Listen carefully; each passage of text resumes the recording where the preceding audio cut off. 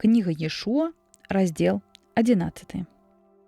Калі Явін, цар Асора, пачуў пра гэта, ён паслаў да Йобаба, цара Мадона, і да цара Сымрона, і да цара Ахсафа, да цароў поўначы, якія пражывалі ў гарах і ў Арабе з паўднёвага боку Кінерета, а таксама ў Сефелі і на землях Дора каля мора, да хананеяў на ўсходзе і захадзе, і да Амарэяў, і да хітэяў, феразеяў і євусеяў у гарах, а таксама да хівеяў, якія пражывалі ля падножжа Гармона і зямлі Міцпа. І выйшлі яны ўсе са сваімі дружынамі, народ вельмі вялікі, быццам пясок на беразе мора, а таксама коні і калясніцы ў вялікай колькасці.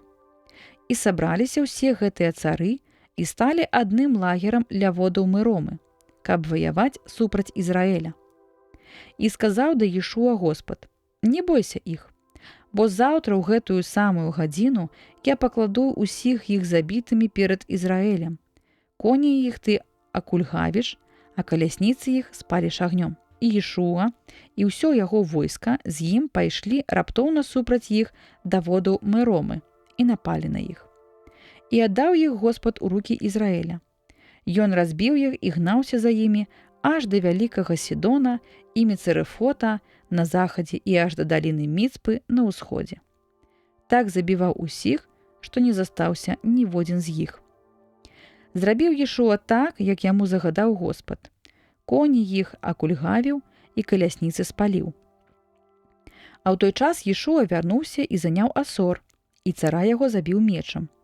А Асор спакон веку быў сталіцай усіх гэтых царстваў. І забіў ён усё жывое, што там было, і не пакінуў у ім анікога, але ўсё спустошыў аж да вынішчэння і сам горад спаліў пажарам. І ўсё навокал, гарады і іх цароў схапіў, ударыў і знішчыў, і спустошыў, як загадаў Майсей, паслугач Госпадаў. Толькі гарады, што стаялі на ўзгорках, не спаліў Ізраэль, адзін толькі Асор спаліў Ешуа полымем. І ўсю здабычу з гэтых гарадоў і жывёлу падзялілі ізраільцы паміж сабою. Людзей усіх забіўшы, не пакінулі яны жывым нікога. Так загадаў Господ Майсею, слузе свайму, так пераказаў Майсей Ешуа, а ён усё выканаў, не прапусціў з усіх загадаў ніводнага слова, якое загадаў Господ Майсею.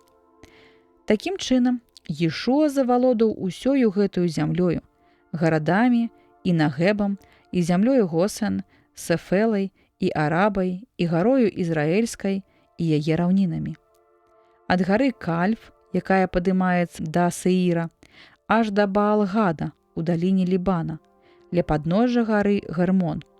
Усіх цароў іх захапіў, ударыў і забіў. Доўгі час Ешуа ваяваў супраць цароў гэтых.